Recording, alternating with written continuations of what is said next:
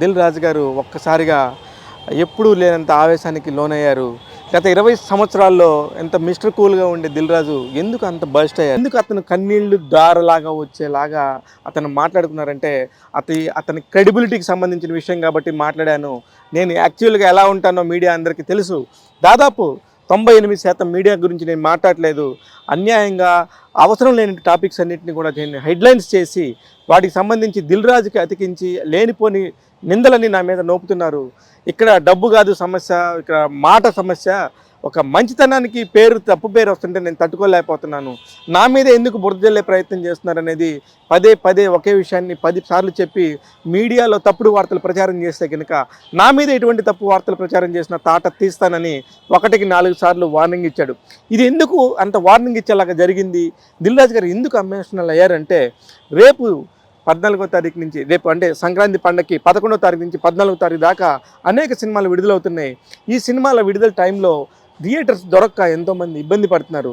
వీటికి సంబంధించిన ఒక క్లియరెన్స్ని ఒక ఛాంబర్ ప్రెసిడెంట్గా కానీ, ఒక పెద్ద నిర్మాతగా కానీ, డిస్ట్రిబ్యూటర్గా కానీ అన్ని కోణాల్లో తెలిసిన వ్యక్తిగా అతన్ని అందరూ సహకారం ఇవ్వమని కోరుతుంటారు. అతని సలహాలు సూచనలు తీసుకొని ఇండస్ట్రీ ముందుకెళ్తూ ఉంటుంది. ఇటువంటి టైంలో తాను చేసిన ఒక మంచి పని ఏంటంటే, పీపుల్ మీడియా ఫ్యాక్టరీ వాళ్ళని ఆమోదించి, అలాగే రవితేజ హీరోగా నటించిన ఈగల్ మూవీని ఎంతో కష్టపడి ఎంతో వాళ్ళని ఇబ్బంది పెట్టకుండా బతిమాలి బామాలి ఒక మంచి థియేటర్ వస్తుంది, మీకు సోలో రిలీజ్ వస్తుంది, దానివల్ల మీకు చాలా హెల్ప్ అవుతుంది అని చెప్పేసి వాళ్ళకి నచ్చజెప్పి ఆ విడుదలను వాయిదా వేశాడు దిల్ రాజు గారు. అది ఒక మంచి విషయం. సినిమా ఇండస్ట్రీకి సంబంధించి ఎంతోమంది తెలుసుకోవాల్సిన విషయం ఏంటంటే, నేను చాలామందికి మంచి చేస్తుంటే నా మీద చెడు కావాలని చెప్పే ప్రయత్నం చేస్తున్నారు మిగతా మీడియా అంతా కలిసి.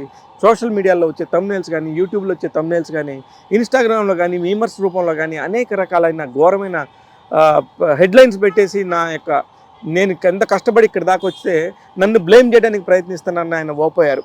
ఆయన నిజంగా అలా ఓపోవడంలో అర్థం ఉంది. దేనికంటే రాత్రి హనుమాన్ ప్రీ రిలీజ్ ఈవెంట్లో చిరంజీవి గారు మాట్లాడుతూ ఎంతో ఎమోషనల్గా దాదాపు 23 నిమిషాల పాటు మాట్లాడి సినిమా ఇండస్ట్రీకి సంబంధించి బాగోగుల గురించి, మంచి చెడుల గురించి దిల్ రాజుకు తెలుసు అని ఒక పాజిటివ్ వైపుతో మాట్లాడితే, దాన్ని కూడా నెగిటివ్ చేస్తూ చిరంజీవి మాట్లాడింది ఎవరి గురించి తెలుసా అన్నట్టుగాను దిల్ రాజు మీద అనేకమైనటువంటి థంబ్నెయిల్స్ని క్రియేట్ చేసేసి అక్కడ లేనిపోని గొడవలు సృష్టించే ప్రయత్నం చేస్తుంటో అనేక మంది దిల్ రాజుని కూడా అభిమానించే వాళ్ళు ఎంతోమంది ఉంటారు.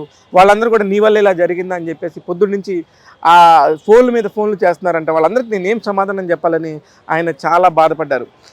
ఇట్లాంటి టైంలోనే ఒక తమిళ సినిమా కూడా దిల్ రాజు పేరు మీద వస్తుంది, దిల్ రాజు గారు రిలీజ్ చేస్తున్నారు. ఇటువంటి టైంలోనే దిల్ రాజు రిలీజ్ చేయటం ఏంటని చెప్పేసి కొంతమంది కావాలని చెప్పేసి బురద జల్లే ప్రయత్నం చేస్తే, దానికి కూడా ఆయన సమాధానం ఇస్తూ, ఆ సినిమాకి నాకు ఎటువంటి సంబంధం లేదు, నా పేరు మీద ఎవడు పడితే వాడు పోస్టర్స్ వేసుకుంటే అది నా తప్ప, నాకు ఎటువంటి సంబంధం ఉండింది, ఇవన్నీ మీరు తెలుసుకోవాలి కదా. ప్రతి ఒక్క మీడియాకి నేను టచ్లో ఉంటాను, ప్రతి ఒక్కళ్ళు కూడా నాతో ఎప్పుడైనా మాట్లాడచ్చు, అంత చనువు ఉంది మీడియా అందరికీ.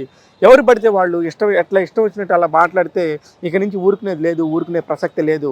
ఎవరికైనా తాట తీస్తాను, నోరు అదుపులో పెట్టుకొని మాట్లాడండి. మీరు ఏ మీడియా అయినా సరే నాకు ధైర్యం ఉంది, మీరు ఎవరో నేను చూస్తాను, ఎలాగైనా సరే వచ్చి మీ గురించి మాట్లాడతానని చెప్పేసి కుండ బద్దలు కొట్టినట్టు మీడియాకి సవాల్ విసిరారు దిల్ రాజు గారు. ఆయన మాట్లాడిన మాటలో అర్థమైందా, లేకపోతే ఎందుకు మాట్లాడారు, ఆయన ఎందుకు ఇంత కసిగా మాట్లాడారంటే, అసలుకి సంబంధం లేని విషయాల మీద ఆయన ఒక మంచి పని చేస్తుంటే దాన్ని తీసుకెళ్ళి ఒక నెగిటివ్ పాయింట్లో చూపించడం అంటే ఎవరికైనా కూడా బాధే. అది ఒక సినిమా రివ్యూ కాదు, ఒక వ్యక్తి మీద బురద జల్లే ప్రయత్నం. ఇలా ఒక వ్యక్తి మీద బురద జల్లడానికి ఎవరికి అధికారం లేదు. ఏ మీడియాకైనా కూడా, ఎలాంటి వారికైనా కూడా వాళ్ళు మంచి చెడులు తెలుసుకొని నిజాలు తెలుసుకొని రాయాలని చెప్పేసి మళ్ళీ దిల్ రాజు చెప్పే ప్రయత్నం చేశాడు. ఇక నుంచి మాత్రం ఇటువంటి వ్యవహారాలను ఊరుకునే ప్రసక్తి లేదని అక్కడే ఉన్న కొంతమంది రిపోర్టర్స్ మీద, ఎవరైతే చెడుగా రాశారో అటువంటి రిపోర్టర్స్ మీద కూడా చాలా దురుసుగా ప్రవర్తించి తనకున్న కోపాన్ని అంతా తీర్చుకున్నారు.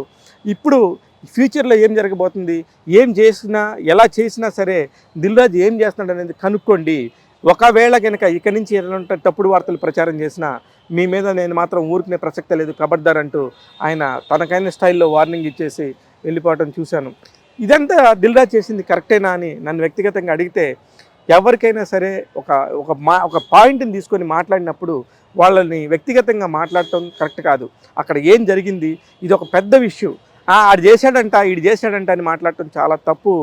నిజాలు ఏంటో నిజంగా తెలుసుకొని వాళ్ళకి సంబంధించిన విషయాల్ని మాట్లాడి దానికి సంబంధించి ఒక్కొక్క దాన్ని కనుక వివరంగా చెప్పగలిగితే వాడు ఎవరైనా కూడా మాట్లాడవచ్చు. కానీ అర్థం పర్థం లేని మాటలు, అర్థం పర్థం లేని మన థంబ్నెయిల్స్తోని వాళ్ళ మానసికంగా వాళ్ళని ఇబ్బంది పడేటట్టు గురి చేయటం మాత్రం ఎవరికీ కరెక్ట్ కాదు. ఈ విషయాన్ని చూసుకుంటూ గుర్తుపెట్టుకోండి అంటున్నారు ఆయన. దాన్ని నేను కూడా ఒక మీడియా పర్సన్గా నేను కూడా సమర్థిస్తున్నాను. ఎందుకంటే ఆయన ఎంతో కష్టపడితేనే ఇక్కడ దాకా వచ్చారు ఎవరైనా కూడా. ఇప్పుడు పళ్ళున్న చెట్లకే రాళ్ళ దెబ్బలు అంటారు. ఆయనకి 24 గంటలు సక్సెస్లో ఉంటాడు, స్టార్స్తో తిరుగుతుంటాడు, పెద్ద పెద్ద సినిమాలు తీస్తుంటాడు, డిస్ట్రిబ్యూషన్ చేస్తుంటాడు. కాబట్టి ఇలా ఉంటాయి. కాబట్టి ప్రతి ఒక్కళ్ళ దగ్గర దృష్టి వాళ్ళ మీదకి వెళ్తుంది తప్ప ఈయన్ని కావాలని అనేవాళ్ళు దాదాపు 100 మందిలో 95 మంది అనకపోవచ్చేమో. చాలా విషయాలు మంచిగా చెప్తారేమో. కానీ ఈ 95 విషయాలు మంచి విషయాలను ఎవరు పట్టించుకోరు. నెగిటివ్గా ఉన్న 5 విషయాలను అందరూ చూస్తారు. కాబట్టి వాటి గురించి మాత్రం జాగ్రత్తగా ఉండాలని చెప్పి ఆయన మళ్ళీ కోరాడు. నేను కూడా దాన్ని మనస్ఫూర్తిగా సమర్థిస్తున్నాను. ట్యాగ్ తెలుగులో ఇట్లాంటి విషయాలన్నీ రెగ్యులర్గా వస్తూ ఉంటాయి, మీరు చూస్తూ ఉండండి. ఈరోజు దిల్రాజు టాపిక్ అయింది.